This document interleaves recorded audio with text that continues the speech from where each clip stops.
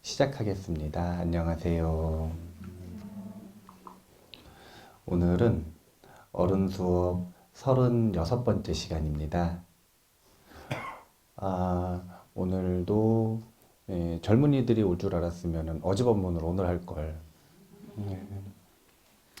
오늘은 이 Z세대가 없을 줄 알고 Z세대 얘기를 안 했어요. 오늘은 이 보편적인 주제입니다. 원한을 풀어내는 힘이라고 하는 주제로 어른 수업을 하려고 해요. 원한을 풀어내는 것은 아무리 어려워도 해야 돼요. 이유는 간단한데, 관계가 이 원결로 가득해지기 시작하면 사람은 삶이 진짜 힘들어져요. 관계는 이 두 가지 화합식이거든요. 원결 아니면 은결. 은혜로 묶였거나 아니면 원한으로 묶였거나. 근데 왜 두 가지 화합식이라 그랬냐면 두 가지가 섞여 있어서 그래요. 은결이라 그래서 은결만 있는 거 아니고 원결 같이 있고요. 또 반대로 원결이라고 해서 원한만 있는 게 아니라 은혜도 같이 있어요. 이게 굉장히 큰 반전인데, 은결과 원결이 같이 있다는 건 무슨 뜻이냐면 원한을 풀어놓으면 이번에는 무슨 텀이라는 거예요. 은결 차례라는 거잖아요. 원결을 풀어내면 그 다음엔 은결이 늘어날 차례라는 거예요. 그래서 사실은 원수처럼 지내는 사람들, 그런 사람들과 원한을 풀어내는 건 만만치가 않죠. 그런데 원수처럼 지내는 사람들 말고 친하게 지내는 사람들하고도 분명히 서운하고 뭔가 원한을 가지고 있는 것들이 있을 수가 있단 말이에요. 그걸 풀어내면 곧바로 그 사람은 이 은혜로운 관계로 돌변하기 시작한다라는 거예요. 원결만 딱 풀어낼 수 있으면 그러면 은결이 자연스럽게 늘어나기 시작한다. 그러니까 막 은결을 맺으려고 애를 쓸 것도 없이 그냥 원결만 풀면 돼요. 그래서 부처님께서는 마음을 무겁게 하는, 삶을 고통스럽게 만드는 이 원결을 풀어내기를 항상 강조를 하셨는데, 원결을 풀어내는 방법에 대해서 이 법구경 개송인데요, 이렇게 표현을 하세요. 원한을 원한으로 갚으면 원한과 파멸의 고리는 끊어지지 않습니다. 오직 원한을 은혜로 갚을 때 그 고리는 끊어지고 행복의 길을 걸을 수 있습니다. 우리가 대부분 이거 저희 무릎 딱 치면 이렇게 올라가는 거 뭐예요? 예, 무조건 반사예요? 예, 무조건 반사처럼 원한은 원한으로 갚아요. 원한이 딱 생기면 무조건 반사라. 어떻게 복수할까 계획 짜기 시작한단 말이에요. 사람들은 무서워요. 왜 그랬냐고 물어보면 10년 전에 무슨 일이 있었다 그러고, 왜 그랬냐 그러면 20년 전에 무슨 일이 있었다 그러고, 아직 20년 정도밖에 안 산 사람들은 몰라요. 근데 5, 60년 산 분들은 알아요. 그런 경험들을 본인이 했을 수도 있고, 아니면 본인이 복수했을 수도 있고, 아니면 주변에서 일들을 봤을 수도 있고요. 사람 되게 무서워요. 어찌 보면은 이 원한에 대해서 보면은 되게 철저해. 은혜는 금방 있는데 원한은 오래 가는 거예요. 혹시 왜 원한이 은혜보다 오랫동안 기억이 나는지 아세요? 원리? 이런 원리들은 좀 알고 계셔야 돼요. 왜냐하면 자기가 왜 원한에 시달리고 자기가 왜 자꾸 나쁜 생각을 하는지에 대한 원리랑 똑같기 때문에. 우리가 보면 밤에 수면장애가 있는 사람이 있죠.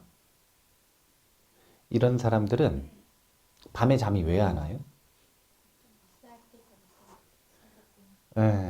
생각이 많아서 그래요. 근데 그 생각이 계획하고 오늘은 이 주제로 사유해야겠다. 그래가지고 생각하는 거예요? 아니면 막 랜덤으로 올라오는 거예요? 그러니까 뭔가 내가 의도해가지고 하는 생각은 그건 사유라고 하고요. 막 아무 주제나 올라와서 나를 괴롭히는 건 망상이라고 합니다. 그러면 그 망상이라고 하는 것 때문에 밤에 잠을 못 자는데 이 망상이 왜 일어나느냐 이거예요. 그 망상의 주제는 너무 간단한 원리로 묶여 있대요. 그 망상 하나하나를 써가지고 주제의 공통점을 찾으려고 그러면 찾을 수가 없어요. 정말로 전혀 상관없는 생각으로 막 튀어서 계속 생각이 일어나거든요. 그런데 그 밑바닥에 있는 감정에는 공통점이 있대요. 무슨 뜻이냐면 어떤 두려웠었던 순간에 대한 기억이 일어났다고 생각을 해보세요. 그럼 그 다음에 일어나는 생각들도 대부분이 두려움이라고 하는 해결 안 된 감정이 묻어있는 부류의 생각들이 계속 일어나는 거예요. 마찬가지로 원한이 묻어있는 생각이 일어났어요. 그러면 원한이 묻어있는 삶의 어느 순간에 기억들이 자꾸자꾸 떠오르는 거예요. 근데 표면을 놓고 보면 주제가 아무 주제 연관성이 없어 보여요. 밑바닥에 감정이 비슷한 부류가 묻어 있다라는 게 똑같은 거죠. 자, 여기까지 들으시면은 이제 영민하신 분들은 충분히 예측을 할 수 있는데요. 우리가 생각과 망상은 왜 하느냐? 왜 원한은 더 오래 가고 왜 은혜는 금방 있느냐? 원한과 은혜라고 하는 건 감정에 가까운데 우리는 해결된 감정은 더 이상 망상으로서 생각이 일어나지 않고 해결되지 않은 감정은 해결될 때까지 생각이 나는 거예요. 사실은 점점 깊어지죠, 보통. 그래서 죽기 전에도 그 얘기 한다 그러잖아요. 해결 안 된 그 감정의 이야기. 죽기 전에도. 지금 죽어야 되는데. 지금 이제 죽어야 되는데. 숨 홀딱 넘어가면 죽는 건데. 근데 그때도 해결 안 된 그 감정을 사람들한테 표현하고 이야기하고 그리고 죽는 경우들도 있다 그래요. 원한은 해결이 안 되는 거예요. 근데 은혜는 해결이 되는 겁니다. 원한은 부정적인 감정이에요? 긍정적인 감정이에요? 은혜는요? 이은혜 법원님 아니? 이름이 벌써 다 크리스찬 같은 느낌이 나죠. 예.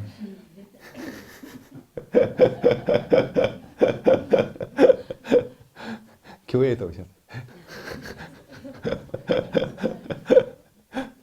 너무 자주 얘기하는 것 같아요. 그죠? 예.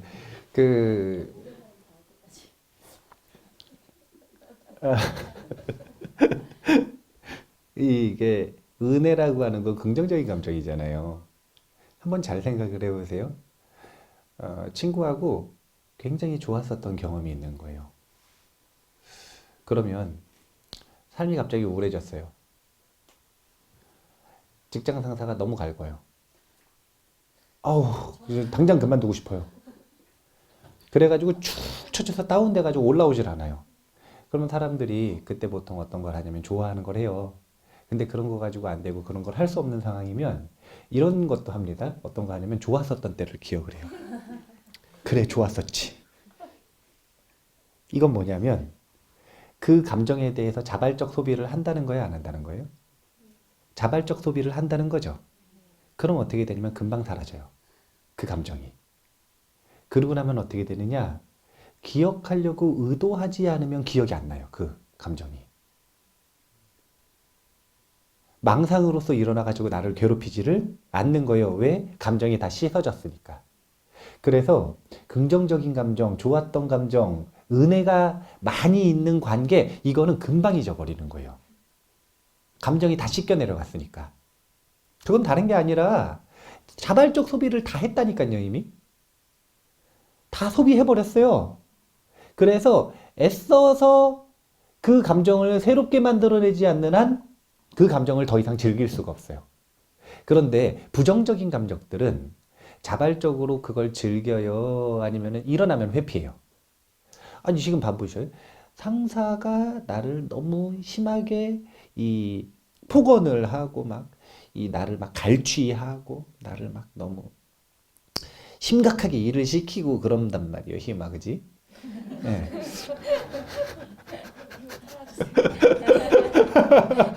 아, 너희 상사님이 이거 듣니?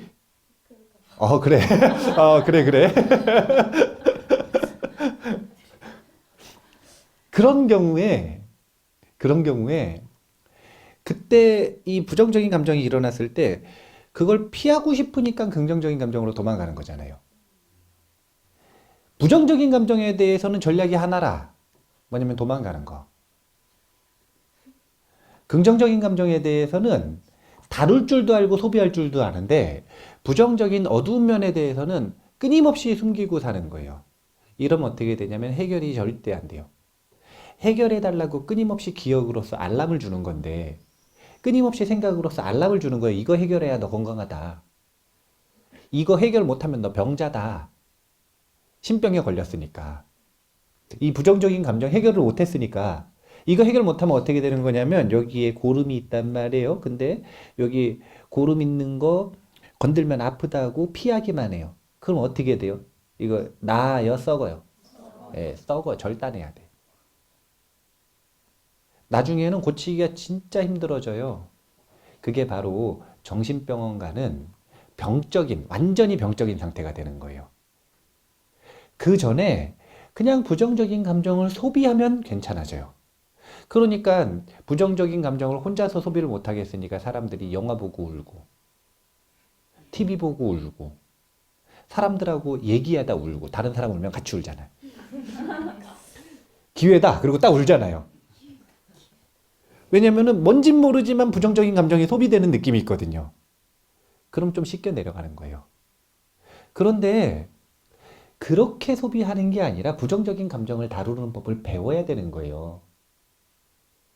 원한도 마찬가지인데 원한은 왜 우리의 삶을 망치는 시한폭탄이냐면 우울한 건 자기 혼자 우울하고 말아요. 남한테 해코지해요. 우울함이? 너 오늘 아직도 졸리는구나.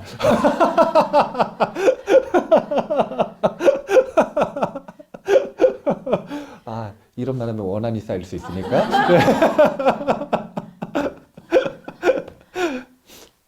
우울한 사람은 남한테 해코지할 힘이 없어요. 우울감이 심해지면 침대에서 일어나지도 못하는데 무슨 남한테 해코지를 해요. 우울함은 자기만 죽여요. 우울증이 심해지면 정신이 죽는 거거든요. 육체는 살아있는데 정신은 죽는 거고 정신의 죽음을 육체가 따라가는 거예요. 그런데 원한은 아주 이게 대상이 있잖아요. 그리고 곱씹으면 곱씹을수록 대상이 점점 늘어나요. 처음에는 저 사람 때문에 내가 이런 상황에 놓였다 이런 생각을 했단 말이에요. 근데 곱씹으면 곱씹을수록 저 옆에 있는 놈이 안 말렸다. 저 사람이 중재를 안 해줬다. 저 사람이 그때 나를 이렇게 봤다. 원한이 점점 증폭돼서 세상이 원망스러워. 이게 아주 폭력적인 감정이에요. 그래서 통제가 안 되는 사람은 분노 조절 장애에 걸리게 되어 있어요. 그래도 다행이라 걸어는 다니니까요. 우울증은 못 걸어 다녀요. 우울증 알아본 분 계세요? 우울증 앓고 있거나. 우울증 앓고 계시는 분들한테 잠깐 참고로 알려드리자면 자기가 우울증이라. 근데 화가 나기 시작했어요. 그럼 좋은 증상일까요? 나쁜 증상일까요? 좋은 증상이에요. 분노는 우울증보다 훨씬 강렬한 감정이기 때문에 해결되기 시작했다라는 거예요. 이게 무슨 얘기냐면 힘이 좀 났다는 거예요. 화낼 힘이라도 난다는 거예요. 참고로 알아두시라는 거예요. 분노라는 게 항상 나쁜 감정은 아닙니다. 자, 원리를 아셨죠? 예, 우리가 은혜보다 원한을 더 오래 기억하는 이유는 다른 것 때문이 아니라 부정적인 감정을 소화하지 못했기 때문이다. 그러면 한번 봐야 되는데, 제가 이제 특히 작년에 제가 저희 청주 용화사라고 하는 절에서 요 분노를 다루는 용서 수업이라고 하는 강의를 9강했거든요. 2시간은 18시간. 그런데 제가 이 용서 수업 시작하기 전에 항상 강조를 하고 시작을 해요. 그게 뭐냐면 내일이라고 생각하지 말고 감정이입하지 마시고 남의 일이라고 생각하고 들어라.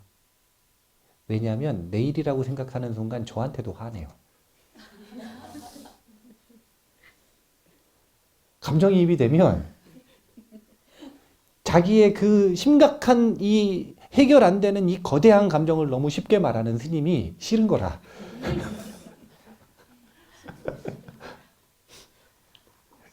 그만큼 어려운데 어려워도 해야 되는 거예요. 제가 원고 읽어볼게요. 이것은 부처님 말씀인데 앞에서 원한에 대한 이야기 있죠? 은혜로서 해결해야 된다라는 것.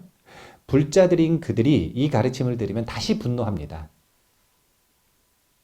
머리와 논리로는 이해하겠지만 도저히 실천을 못하겠다는 막막함 때문입니다. 하지만 어렵다고 진실이 아닌 것은 아닙니다. 어려워도 그것이 진실이라면 실천해야 합니다. 왜냐고요? 파멸의 길에서 벗어나 행복해지고 싶으니까요. 사실 돈 버는 방법은 매우 단순합니다. 다만 그 단순한 길을 실천하는 것이 어렵기에 성공하는 사람이 드물 뿐이죠. 이렇게 어려운 길이지만 돈 버는 일이 단순하지만 어렵죠. 그런데 목숨 걸고 벌어요, 안 벌어요? 벌잖아요. 현대인들은 목숨 걸고 삶 전부를 걸고 돈을 벌려고 노력합니다. 쉬워서 하는 거 분명히 아닙니다. 어려워도 돈 벌려고 하는 것처럼 어려워도 원한을 해결하는 방법은 익힐 필요가 있다는 거예요. 사실은 돈 많이 버는 것만큼 원한을 해결하는 것도 삶의 행복을, 삶의 질을 높이는 데 있어서 정말 중요한 요소예요.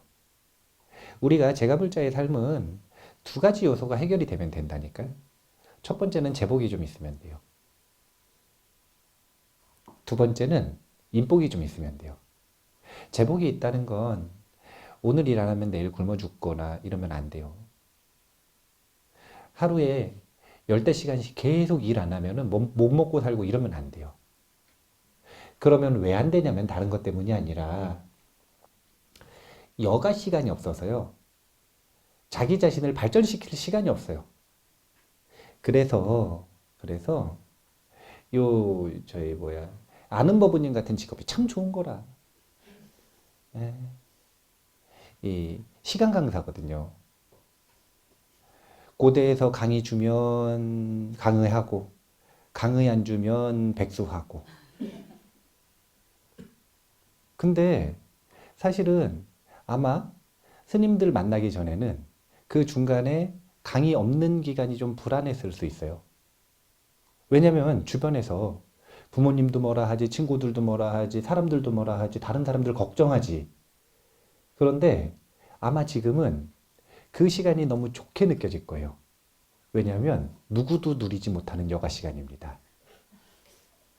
너 시험 붙으면 관노야.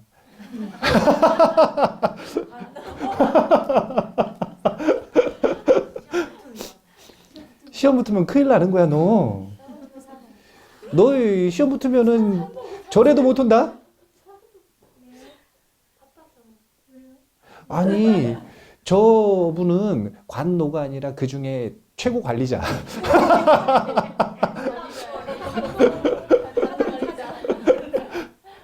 최고 관리자와 말단을 비교를 하면 안 돼요. 아유, 어제도 이야기했지만 묘화법부님이 시험을 봤어요. 근데 이번에 또 떨어지면 출가하겠답니다.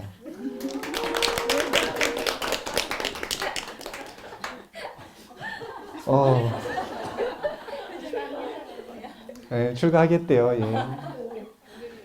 예. 그리고 보면은 얘도 머리가 점점 짧아지는 거 보면은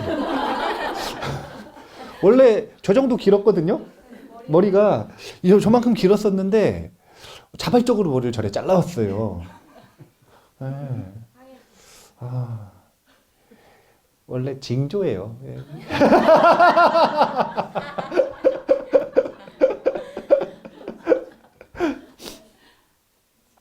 우리가 제복과 인복만 있으면 삶이 그런 대로 살만하다니까요. 제복과 인복만 있으면 뭐만 상대하면 되냐면 이제 정말로 적은 나밖에 안 남는 거예요. 제복과 인복이 없으면 정말로 어떻게 인식이 될 수밖에 없냐면 세상이 적처럼 느껴질 수밖에 없어요. 조건이 그러니까. 제가 그런 분들에게 아무리 세상에 적은 나밖에 없습니다 라고 해도 공감을 못 해요. 왜냐하면 눈 뜨고 나가면 당장 내일 또 적이 있으니까요. 눈 뜨고 나가면만 있나? 집문 열고 들어가도 적들이 가득한데.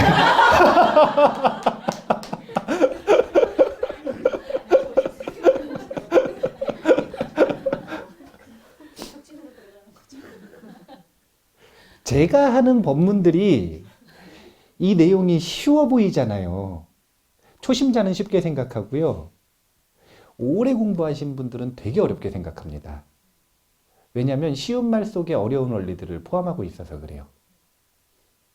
그래서 제가 하는 쉽게 그냥 매일 웃으면서 반복하는 이야기들이 사실은 인복과 제복이 어느 정도 해결된 분들 아니면은 실천하기도 어렵고 공감하기도 어려운 거예요.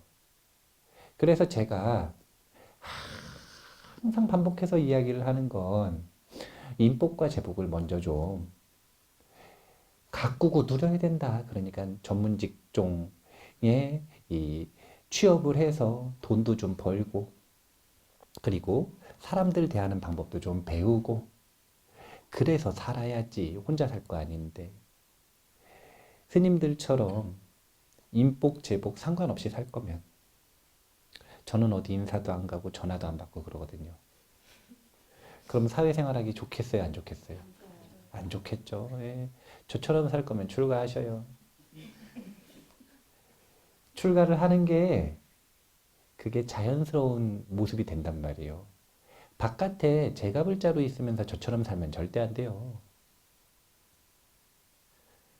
제가불자로 있을 때는 제가불자답게 살아야 돼요. 제가의 의무를 다하면서. 좋아 보인다고 출가자가 하는 걸 흉내내면 안 돼요. 그럼 굉장히 부자연스러워지는 거예요. 반대로 출가했으면 제가자처럼 살면 안 돼요. 반대로도 적용이 돼요. 우리가 자신의 본분사에 맞게 사는 건데 제가불자에게는 인복과 제복이 정말 중요하다는 걸 꼭 기억을 하셔야 되고 돈 버는 데 목숨 거는 만큼 원한을 풀어내는 연습도 꼭 어려워도 해봤으면 좋겠다라는 생각을 합니다. 노총각이 있었어요. 이 노총각은 결혼 안 한 거에 대해서 전혀 문제의식이 없었어요. 그냥 좋았어요. 삶이. 노총각들은 결혼하면 힘들어지죠. 총각 때 결혼하면 그래도 멋 모르고 결혼하니까 좀 괜찮은데 나이가 많아가지고 결혼하잖아요. 그러면은 혼자 살던 버릇이 이미 되게 오래 들었잖아요.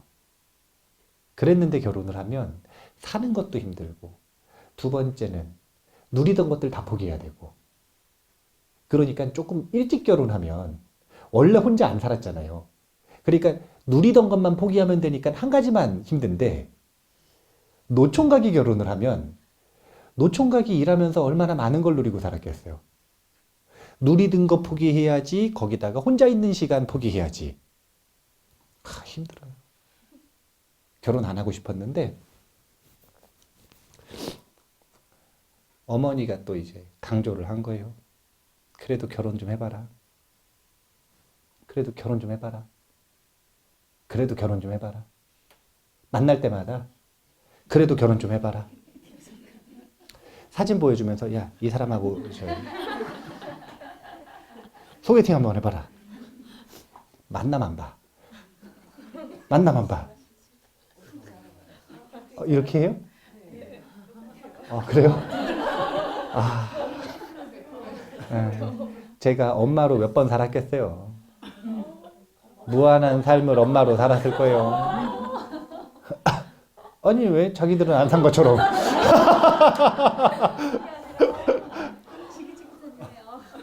예.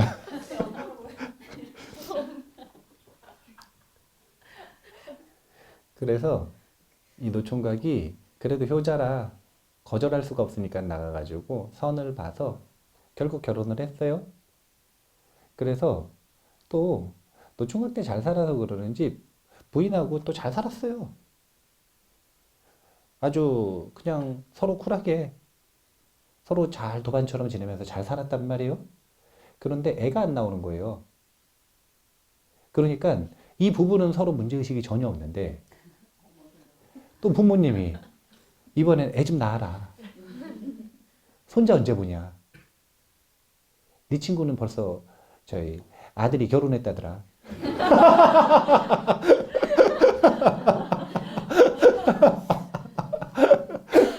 노총각이니까 그럴 수 있죠. 그러니까 어쩔 수 없이 애를 써가지고 이제 아이를 가지려고 노력을 하는데 요 첫째 부인한테는 도저히 애가 안 생기는 거예요. 이제 요즘 얘기 아니고 옛날 얘기예요, 이거. 부처님 당시 얘기입니다.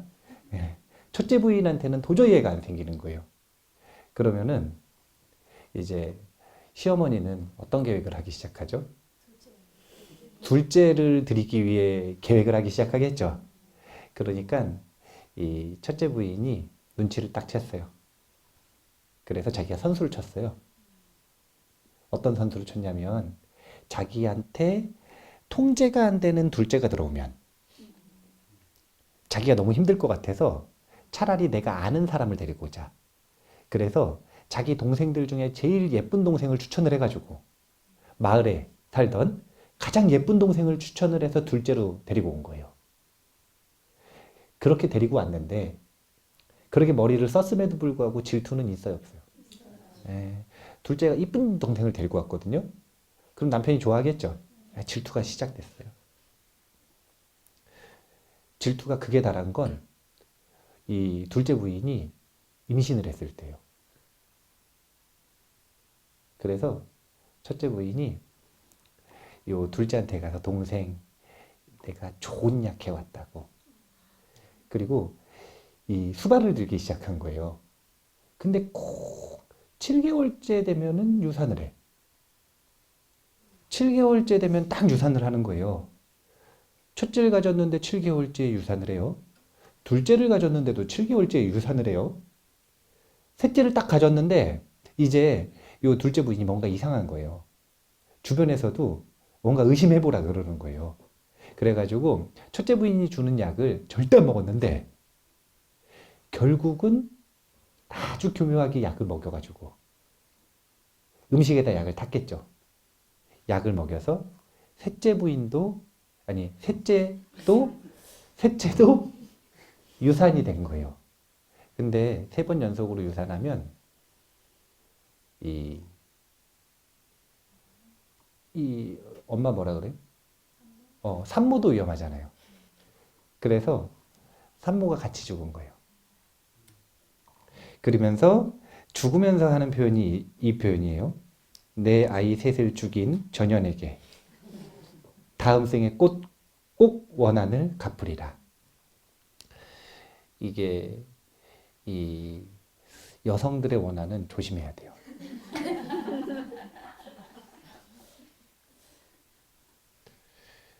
그리고 개와 고양이 중에 고양이의 원한은 조심해야 돼요.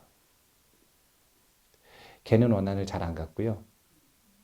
그리고 개는 원한을 가졌다가도 금방 잊어버려요. 먹을 거 주면. 근데 고양이는 절대 잊지 않아요. 그래서 고양이 대할 때 조심하셔야 돼요. 고양이 대할 때. 그런데 내가 아이 셋을 죽인 전연에게 다음 생에 꼭 원한을 갚으리라 하고서 곧바로 요 산모는 고양이로 태어났고 죽은 다음에 첫째 부인은 시간이 조금 지난 다음에 그 고양이 집 있는 집 암탉으로 태어났대요. 그러니까 이 고양이가 알을 낳을 때마다 잡아먹는 거예요. 쫓아가가지고. 그리고 세 번째는 암탉을 같이 잡아먹었어요. 그러니까 암탉이 죽으면서 생각을 하기를 반드시 저 고양이에게 복수를 하리라. 그리고서 죽고를 뭘로 태어났냐면 표범으로 태어났어요. 그리고 고양이는 사슴으로 태어난 거예요. 이번에도 아이를 낳을 때마다 가서 잡아먹어요. 그러다 세 번째는 사슴 자체를 잡아먹어버렸어요. 사슴도 생각을 했겠죠? 내 저 표범을 꼭 복수하리라. 이렇게 이 둘은 이 사이좋게 같이 태어나는 거예요. 자꾸 묶여서. 원한의 힘이 너무 강해서 동업으로 묶여가지고 무수한 생을 같이 태어나다가 부처님 당시에 한 이 아이의 엄마와 그 다음에 귀신 야키니로 태어난 거예요. 그래서 이 귀신 야키니가 첫째 아이 유산시키고 둘째 아이 유산시키고 셋째는 임신을 해가지고 자꾸 유산을 하니까 절에 도망가 있었거든요. 그러니까 유산을 못 시켰어요. 나왔어. 그래서 집에 돌아가는 길에 이제 야키니가 죽이겠다고 쫓아가는 거예요. 그래서 다시 부처님한테 도망갔을 때 법문해 주시는 내용이 아까 그 내용이에요. 똑같은 내용인데요. 이런 구절입니다. 원한을 원한으로 되갚는다고 맺힌 한이 풀어지랴. 원한을 품지 않아야만 원한이 풀어지리라. 이것은 영원한 진리라네. 되게 중요한 구절이 있어요. 두 가지 구절인데 첫 번째는 원한이 풀어지랴. 두 번째는 원한을 품는다. 우린 무엇 때문에 고통스러운 거냐면 그 사람 때문에 고통스러운 것도 아니고 어떤 특정한 사건이 있어서 고통스러운 것도 아니고 뭐 때문이냐면 원한을 품고 있기 때문에 고통스러운 거예요. 언제 마음이 편해지냐면 원한이 풀려서 자유로워질 때 우리는 마음이 편안해지는 겁니다. 핵심은 감정이에요. 우리의 경험의 핵심은 감정이에요. 한번 잘 생각을 해보세요. 사람들은 행복해지고 싶을까요? 고통스럽고 싶을까요? 그런데 행복은 누가 느끼는지 봐보세요. 내 행복을 윤희가 느끼나요? 대신 느껴줄 수 있나요? 없죠? 그럼 내가 느껴야 되죠. 그러면 내 손톱이 느끼나요? 내 발가락이 느끼나요? 내 머리카락이? 마음이 느끼잖아요. 그러면 행복할지 고통스러울지의 열쇠는 어디에 있냐면 마음에 있다는 거잖아요. 그런데 자꾸 잃어버린 열쇠를 딴 데서 찾는 경향이 있는 거예요. 열쇠를 들고 마음으로 가서 그 마음에 원한으로 묶여있는 거기를 풀어내야 돼요. 부정적인 감정 때문에 내가 끊임없이 나쁜 생각하고 우아하지 못하게 굴고 분노 조절 잘해 이렇게 돼야 되는데 분노 조절 장애가 되면 안 돼요.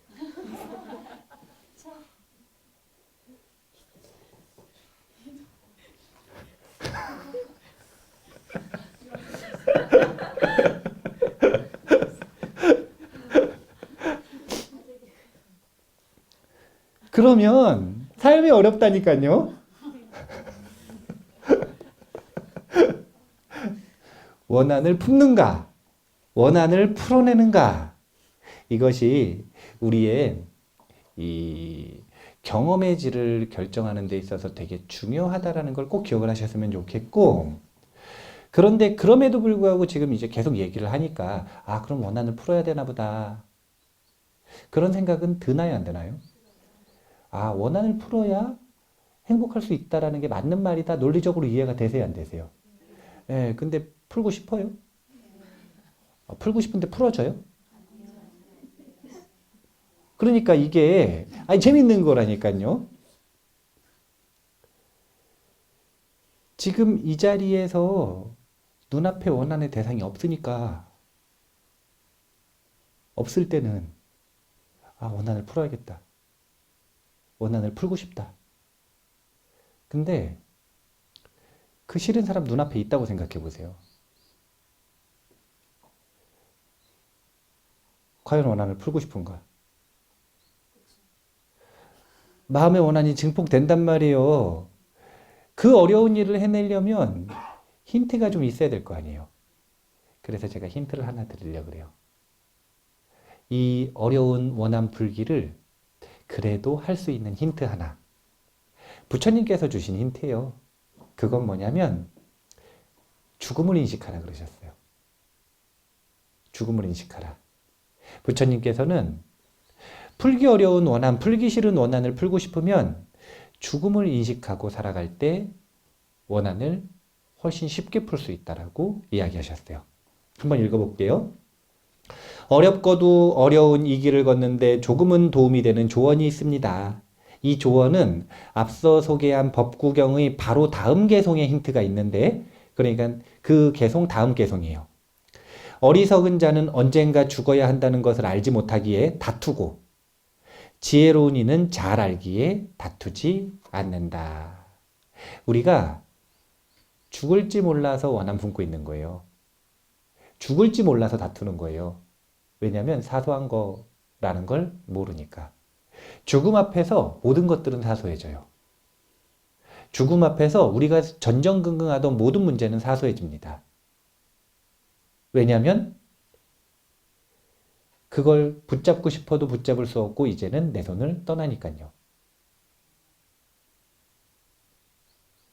우리가 언젠가 죽는다라는 걸 분명하게 기억을 하고 죽음을 맞이하는 순간에 내 이미지가 어떨지를 한번 자꾸 생각을 해보셔야 돼요. 우리 절에 요 진주에 있는 75세 할매가 한 분 다니는데 겉보기에 75세 같지가 않아요. 한 65세 같나? 느낌이? 근데 75세라 그러니까 다들 깜짝 놀라더라고요. 일제시대 때 태어났다 그러더라고요.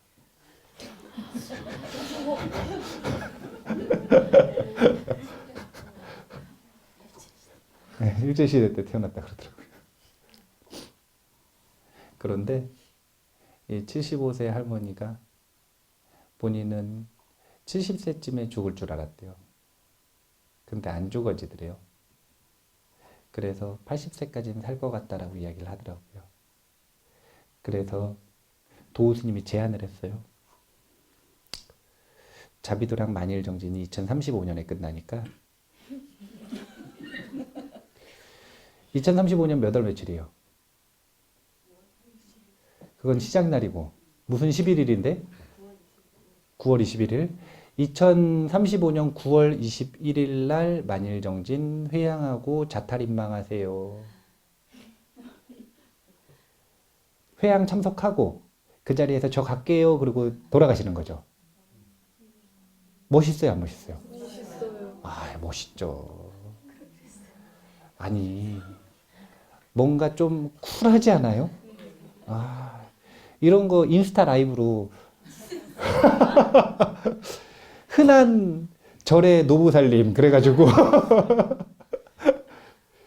회향 딱 참석하고 오늘 저 갈게요. 그러고서 그 자리에서 좌탈인망 딱 하시고.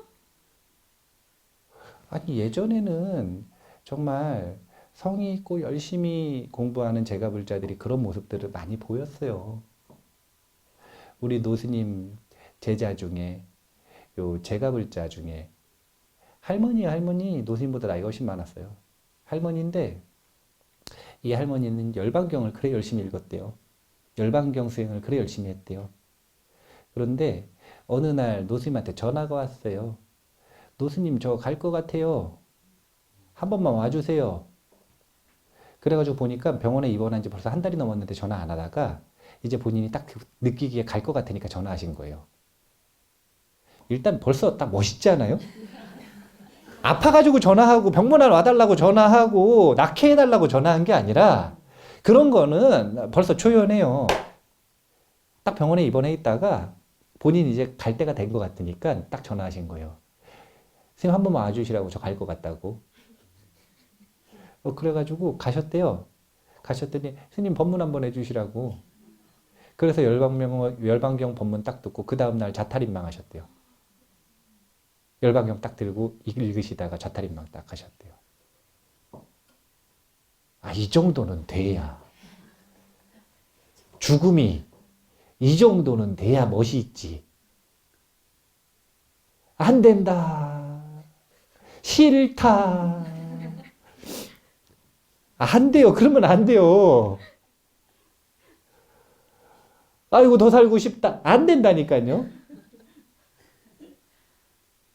자신의 끝이 분명히 다가오는데 그 끝이 다가온다라는 것, 죽음을 인식하는 것만으로도 삶에 정말 큰 문제들이 가볍게 느껴지기 시작하고요.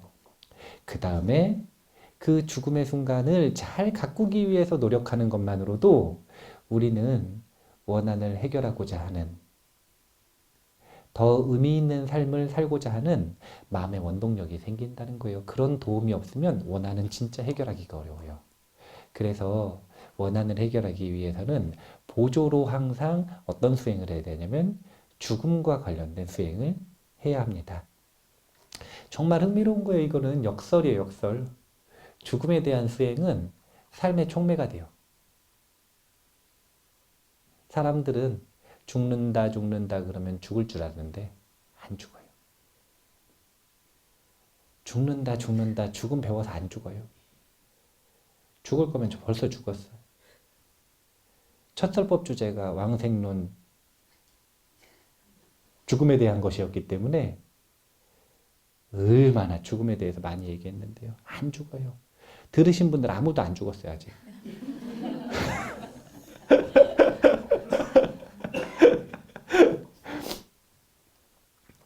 (77억이) 무슨 숫자인지 아세요? 아니에요. 전 세계 인구래요. 집계되는 인구가 77억쯤 된대요. 그럼 50억은 무슨 숫자인 줄 아세요? 네? 그럼 127억이라는 거예요? 인도와 중국에 사람이 그래 많았나요?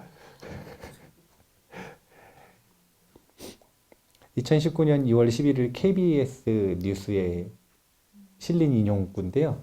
50억이 뭐냐면 지금 2019년 2월 11일 당시 전 세계 스마트폰 사용자 인구랍니다. 77억 중에 50억이 사용하고 있대요. 엄청나게 많이 사용하죠? 이 스마트폰 처음 만든 게 누구예요? 스티브 잡스죠? 스티브 잡스. 이 스티브 잡스가 이런 표현을 했어요. 아무도 죽기를 원하지 않는다. 그래도 죽음은 우리 모두의 숙명이다. 아무도 피할 수 없다. 왜냐하면 삶이 만든 최고의 발명품이 죽음이기 때문이다. 삶이 만든 최고의 발명품이 왜 죽음이냐면 77억 전부 팔렸어요. 100% 판매율이에요. 인간이 만들어낸 최고의 작품 중에 하나가 지금 스마트폰인데 현 인류에게. 근데 그래봐야 77억 분의 50이에요. 그러면 100% 판매율이 아니죠. 근데 죽음은 고래로 항상 100% 매진. 100% 팔리는 거예요, 이거는. 그러니까 최고의 발명품인 거예요. 최고의 발명품. 이 끝은 누구도 피할 수 없이 반드시 온다. 천년 사는 사람이 있을까요, 없을까요? 뭐 있을 수 있죠. 왜 없다고 생각하세요? 그 누구야? 장만월. 왜 없다고 생각하셔? 있을 수도 있죠. 근데 그래봐야 천년이잖아요. 만년 사는 사람이 있을까요, 없을까요? 있을 수 있죠. 천만 년 사는 사람이 있을 수 있을까요, 없을까요? 있을 수 있죠. 근데 그래도 죽잖아요. 공유.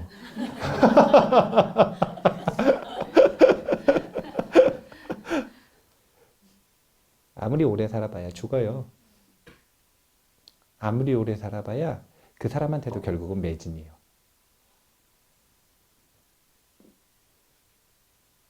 20년 사는 사람한테 30년 사는 사람은 대단해 보일 거고 30년 사는 사람한테 100년 사는 사람은 대단해 보이겠으나 저기 천상 2층 33천만 가도 인간은 하루살이처럼 보인대요. 인간의 100년이 거기 하루거든요. 인간 세계에 태어났다가 다시 올라오는 천신들이 아침에 사라졌다가 점심 먹고 올라온대요. 점심 먹을 때쯤에. 보통 반나절 살고 올라오니까.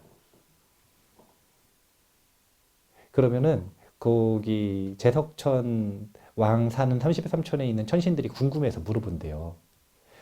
인간들은 그렇게 짧게 사는데 하루살이처럼 삶을 소중히 여기고 사느냐? 우리처럼 이렇게 방일하게 안 살고 쾌락을 즐기고 안 살고 부처님 말씀 잘 듣고 진리를 찾기 위해 살지 않느냐? 아까우니까? 그러면 올라오는 사람들이 꼭 그런 얘기를 한대요.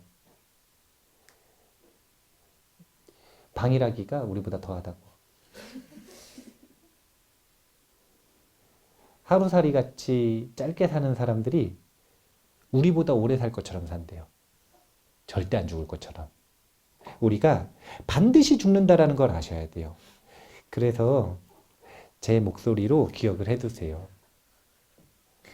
자꾸 원한이 있잖아요. 원한에 시달리거나 원한을 해결하고 싶지 않거나 자꾸 사소한 것에 목매달고 그걸 추구하느냐고 삶을 희생시키거나 이럴 때마다 죽음을 가까이 하셔야 되는데 제가 읽어드릴게요.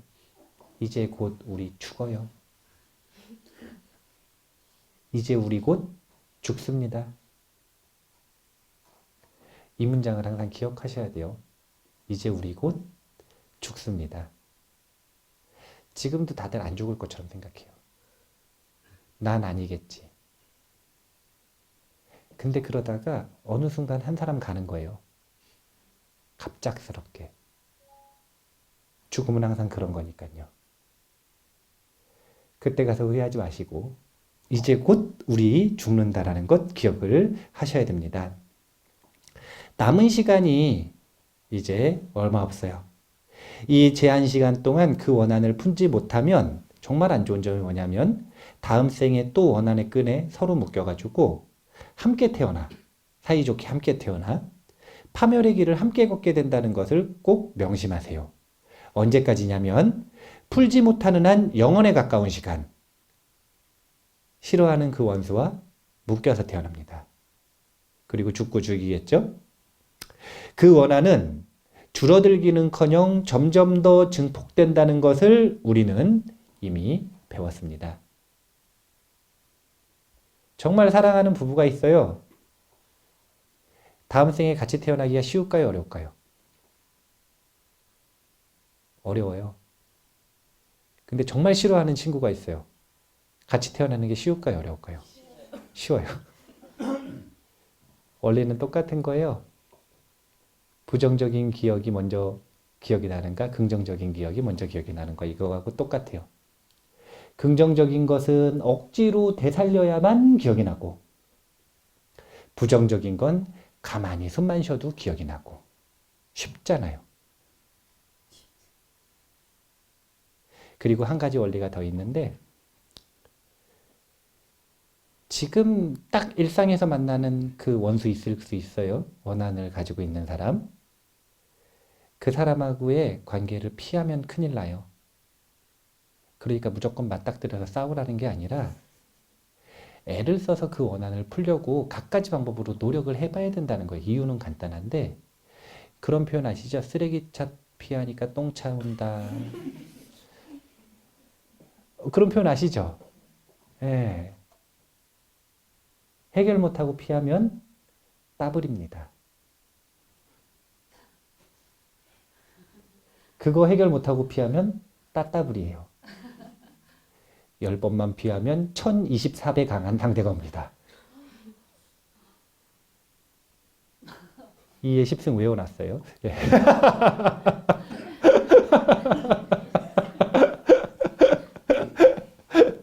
그렇기 때문에 우리가 삶이 자신에게 주는 과제예요.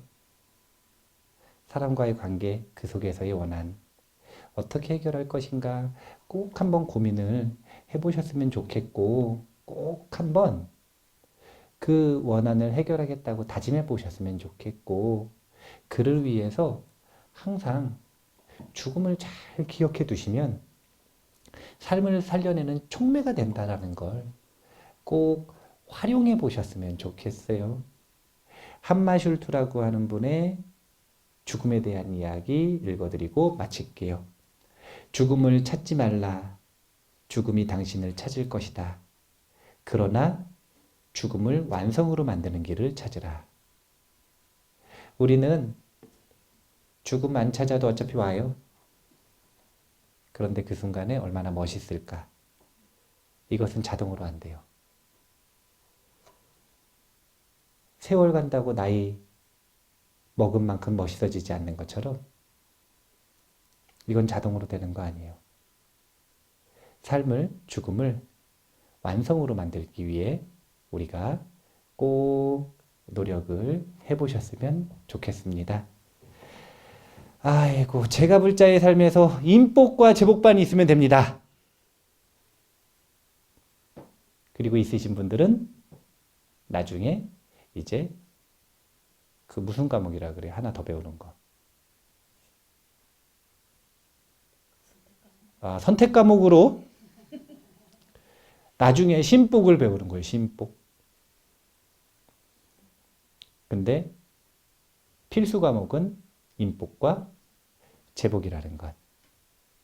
그것 먼저 꼭 해결을 하실 수 있는 인연이 도래하시기를 바라겠습니다. 오늘 이만 마치겠습니다. 감사합니다.